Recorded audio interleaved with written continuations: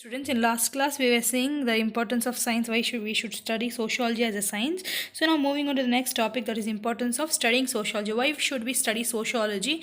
Why is it much important to study sociology as a subject? So all sciences are useful to the human beings. Okay, so in one or the other manner. So all sciences, all means of science which is there as a subject, it's very important for human beings. Professor Gidding says sociology tells us how to become what we want to become. The study of sociology has a great practical importance in modern complex society, which are as follows. Okay, so what happens? Professor Giddings is saying that sociology is something which will tell us what we should become in the society. So how we should lead the life in the society. Okay, and also sociology says, if you have to study sociology, we have to know the practical importance of it. Okay, the practical importance in modern complex world. For that, we have to do is, there are so many points which is being given, so we'll deal with one point and we'll understand how to study sociology. So first one is development of personality. So when you say development of personality, what personality? When you say development, yes, we have to improve personality. That is one's personal opinion. Okay, so man is fundamentally a social being. Yes, we all are social beings. He has to adjust to the changing conditions of the society. So changing condition to the society means, for example, you can take the COVID situation which had earlier happened. So during COVID situation, yes, we had lockdown and we had to stay indoors, but afterwards, as they slowly started opening the lockdowns, we started we started adapting the outer world with it. Okay, so slowly only we can adjust. So the same way man should adjust to the condition in the society. What, in order to adjust, he need the knowledge of it. So he should need the knowledge first of the society. You should know the knowledge of the society. Sociology gives a scientific and a comprehensive knowledge of human society. So if you study sociology, you will understand how society is going on. The scientific knowledge about the structure of society, its development, change, problem, individuals, rights and obligation, etc. So society develops, change, problems, individual rights and obligation, makes not only individual an enlightened member of the society, but also leads to the development of his personality in a proper manner. Okay, so what happens is, sociology is, it talks about your development, change, problem, individual rights, etc. In the same way, it makes not only individual an enlightenment member of the society, but also leads to the development. So whatever, it just does not make that individual to understand other society, but also leads to development of personality. Okay, he'll understand it, and when you understand the concept, you should think that, yes, I have to change my personality and I have to, what is according to the society, I have to start reacting. He will understand. That is first point, development of personality. Second one, change in attitudes. Okay, so what the kind of changes you have to do in the attitudes? So change in attitudes, sociology is useful in developing rational attitude towards society. So we should have rational attitude towards society. Religion, custom, more institutions, values, ideologies, etc. Sociology plays an important role in changing the attitudes towards the others. The study of sociology helps us to overcome the prejudices about other people. So what happens is, for example, society is, this is how you lead. Okay, for example, you can take what to say, caste system. When you say caste system, lower caste, upper caste, lower caste, okay, middle class. Okay, so when you say caste system, so upper caste means, yes, they are very superior, but when you say lower caste, they are very local, you say. Okay, but when you start studying sociology only, you'll understand the concept, how you have to overcome the prejudices, what all the concepts which is there in the society, you have to change it. Okay, so you have to not have that. That is what sociology helps in changing your own attitude towards your caste, religion, class, religious hatredness, misconceptions, ambitions. Okay, for example, you will think, many people will think that my religion is, what to say, very superior to other religion. No, not nothing like that. Okay, everyone is own have their own superiority. So sociology will, what to say, help you to understand it. Totally, sociology helps us to develop a critical approach towards the social world. Okay, so we will critically think about the social world, so that we can hear better relations with proper of not only our society, but also with the people of other society. So we will not just, what to say, deal with our own society, but also will talk to the society, other people as well. Okay, solution of social problems. So what are the solutions of social problems? Every society is facing its own problems. Okay, Yes, everyone have their own problems. Okay, for example, India is facing so many social problems like poverty. Yes, we have poverty. Poverty means where people are not getting food, unemployment, we don't have job opportunity, there is terrorism, there is corruption, untouchability, prostitution, gambling, overpopulation, beggary, etc. So these are the social problems which is there in India.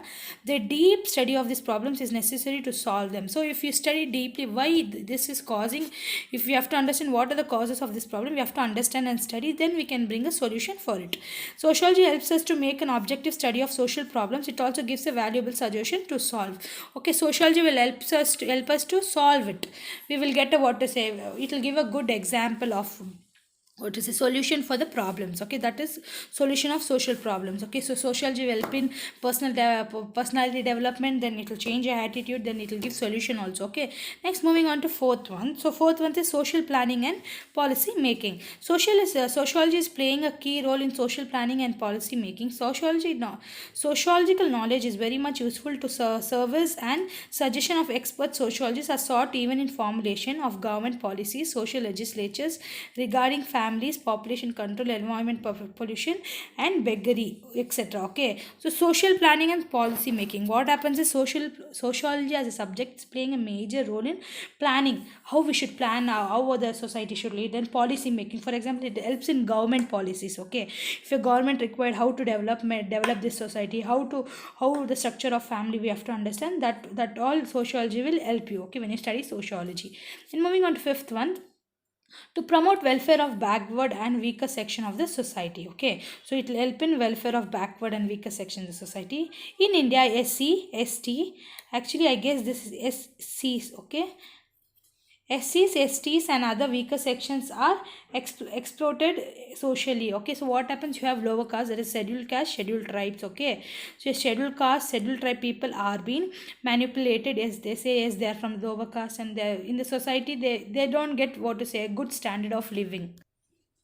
Economic and political fields for centuries. So what happened? They have been exploited. To promote welfare for this group, sociology knowledge is necessary. So if you have to what to say, if SC ST people should get a good position in society, you have to study sociology, and you can understand and you can help them out. Then sixth one, sociology as an attractive teaching subject. Okay. Then moving on, sociology is an attractive teaching subject. Sociology is gaining importance as a popular teaching subject. Yes, now it has been developing.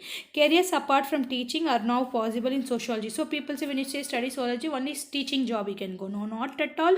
Sociology is introduced as one of the subject to be studied in many colleges and universities. Sociology also is included in subject to be offered in by candidates taking competitive exams like IAS, IPS, IFS, KS, and KES, etc. There are many employment opportunities in many fields like education, social welfare, family welfare, public administration, women and child welfare departments. Okay, so earlier when you say sociology, very less people knew about the subject, and say if you study sociology only society, then you can go teach, that's all. But now it has been included in what to say your civil service exams. There also you have a paper for it. Then you have what to say, you have a lot of job opportunities like education you can teach, then social welfare, then family welfare, public administration, all the government offices also you can be part of it. Next, moving on to seventh one, role of sociology in developing countries. So how will sociology help in developing countries? Okay, social factors are also responsible for economic backwardness. So why we are economically backward? Because of the social factors which is there in the society. Okay, particularly in underdeveloped countries, economists have now realized the importance of sociological information and knowledge in analysis the economic life of the country. So it has been said that economics should be sociologist also. So it is said that, see, you being an economist, yes, you will talk about yes money, this much money we have to spend and work, but you have to understand this society how much we should spend, and the other society, if you have to know about this society, then you have to study sociology. So it is said economists now they should also be a sociologist as well. Next, moving on to eighth one, sociological knowledge about modern situation and developments. Sociology always gives information about the recent changes. Yes, it gives about the recent changes which is happening in the society and development that takes place in around us. Okay, so what are the problems and development which is taking around us, so that we can act according to the changes. The knowledge about these things makes unconsciousness about responsibilities towards society. Okay, so the knowledge about these things makes unconscious about responsibility towards society. So when we know yes, if these changes are happening in the society, it gives the information. So according to that information which is being given by sociology, we can develop, and we can, what to say, we can go according to the development which is happening in the society. So moving on to the conclusion, we can be convinced of the importance of the uses of sociology. So yes, this is how, when you study sociology, it gives you so many ideas. So it is very important to study sociology. It has both personal and social advantages. Okay, the question of value of society is therefore not question of whether or not we should have such science, but question of the knowledge is acquired by it can be the best used. Okay, so you can't question it, okay, how the knowledge is acquired, but you can use it. Okay, you can use the knowledge and you can make, what to say, others also teach how what sociology is, why we should study the importance of sociology. So next, moving on, page number 20, the contribution of Western and Indian sociologists to the development of sociology. Okay, so now we will start studying what the Western sociologists have contributed and Indian sociologists have contributed. Okay, so first we'll be looking into Western sociologists, that the, what to say, from your Western countries. Independent in science, many Western sociologists take a leading role. Okay, so they take a much leading role. Among them, Auguste Comte, Herbert Spencer, Emily Durkheim, Max Weber, and Karl Marx are the prime thinkers. Okay, so we have many thinkers. Okay, but we have taken only important thinkers. That is your Auguste Comte, Herbert Spencer, Emily Durkheim, and Max Weber. Okay, are the primary thinkers who all are used, who all are called as the pioneers. Okay, pioneers means who are the, for example, they are the founders. Okay, you can say the founding fathers. Okay, of sociology. The father of sociology is Auguste Comte, but they all are called founding fathers, who were the pioneers who started it. Okay, from the point of syllabus to be studied here, Auguste Comte, Herbert Spencer, and Emily Durkheim, Karl Marx have been introduced briefly. So these pioneers are so many people, but in this, according to your subject, you have to go. So we have Auguste Comte, Herbert Spencer, and Emily Durkheim, and Karl Marx. 4 people we have. So first one, we are moving on to Auguste Comte, that is your father of sociology. So he is from 1798 to 1857. So we'll study about Auguste Comte, where, when he was born, and what are the things he have, what is he provided to the subject of sociology. Okay, so for Auguste Comte, the French philosopher, he is from French. Okay, was born on 19 January 1798 in France. Despite all the difficulties he faced in the entire academic career, he was able to pursue a career as a controller of examination in the University of France. Okay, so he had struggled a lot, and he become the controller of examination in France. Being one of the pioneers of sociology, he is the first who introduced the term sociology. So Auguste Comte introduced the term sociology. Therefore, the credit of calling father of sociology goes to Auguste Comte, because in a term, so that is the reason why he is called father of sociology. Auguste Comte was first to be introduced a new science called sociology. And a brief note of the contribution confirms the new era of study of sociology. So Auguste Comte was the one who started that we have to study sociology as a subject. So only is called the father of sociology, and as a new science he developed. Okay, so we have some of the points here. Auguste Comte used the word sociology for the first time through his famous work Positive Philosophy. So from where the term sociology was introduced, in his famous work Positive Philosophy during 1839. He was called sociology as the scientific study of society. Okay, so he said if you study sociology, you'll study of society. He wanted that science of society should explain the laws of social world, like natural sciences explain the laws of physical world. Okay, so he wanted to explain that. See, for science subjects like physics, chemistry, all you study about the physical world. Okay, so you wanted to say that sociology will study about the society, laws of the social world. Okay, Comte insisted that study of sociology needs scientific method with objectivity. So he said we need scientific method and objectivity. He believed that theoretical science of society and systematic investigation of behavior we needed to improve society. So we can have theoretical writings up, and also systematic investigation. If we go investigate people and their behavior, we can understand what sociology is. Okay, Auguste Comte divided sociology into 2 parts. They are it's social statics and social dynamics. So what are the 2 parts? Social statics and social dynamics. Social statics deals with the major institutions such as family, economy, religion. Okay, so social statics will talk about family, economy, and religion. Social dynamics deals with the issues of social change, what social change happens in society, and social programs, how social progress is happening. Now these words are called in the name of social structure, social change respectively. So now it has been called as social change, and social progress is social structure. Okay, According to Auguste Comte, there is a direct relationship between intellectuality and social progress. Okay, intellectuality and social progress. Related to this, he explains the law of three stages. Okay, so he says that intellectual and social progress is much important. So there are three stages. Okay, that is the theological stage, metaphysical stage, the positive stage of given by your Auguste Comte. Okay, what are the stages given by Auguste Comte? Is your theological state, metaphysical state, and your positive stage. Okay, so first one is theological stage. Okay, so during this stage, all human beings thought we were guided by religion ideas. Okay, and faith in the supernatural powers. It emphasizes that belief that everything is attributed to particular God. Okay, so during the period of theological state, people said that we are going according to the religion. Okay, so what supernatural things, what gods are saying, only we believe. It emphasizes that belief that everything is attributed to a particular God. So whatever we do in a society, it is said we do according to the religion point of view. Okay, according to a particular God.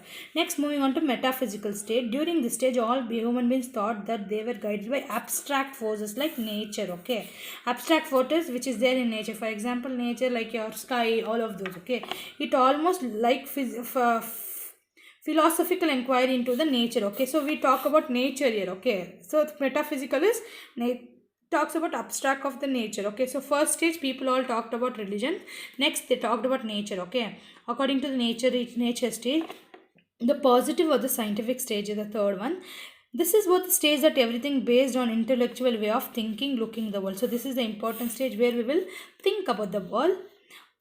Though this theory Comte tried to establish the fact of man become more and more rational and scientific in his approach. Okay, so this was the stage where Auguste Comte said that man become more and more rational, so he's thinking more and he can understand the scientific approach of the society. Okay, then moving on to Comte introduced a theory of classification of science. Through this theory emphasized that there is interrelation and interdependence of social sciences, namely mathematics, astronomy, physics, chemistry, biology and sociology. Okay, so what he said is theory of classification of science. Okay, through this he said that interrelation and interdependence, we have to depend on the all the social sciences. Okay, so what were the things we have to depend on, is like maths, astronomy, physics. So part of this also was sociology. Okay, Comte, as a supporter of the moral order in the society, says that sociologists have to take responsibilities of priesthood of humanity. So sociologists are like the priest. Okay, so they are like priests. They will take care of the society and should solve the problems in the society. So they are like the head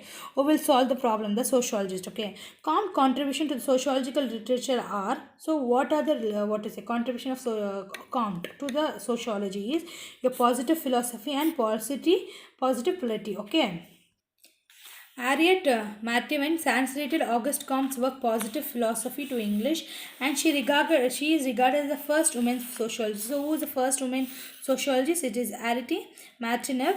So she is the one who translated Positive Philosophy into English. Okay, Martineau and significant of to sociologists today become because of her studies of society, understanding of women lives. So she talks about women lives. She turned a sociological eye on previously ignored issues. Okay, more than that, she was an active proponent of both women rights and abolition of slaves. Okay, so what happens is I guess this is emancipation. So it is emancipation. Okay, so, Harriet Martineau, she is the first woman sociologist. She talks about the issues of women and also issues which were not dealt by the earlier philosophers, right? So, that's all she talks, and also she talks about the slaves in the society. So, next is Herbert Spencer. We will see in the next class.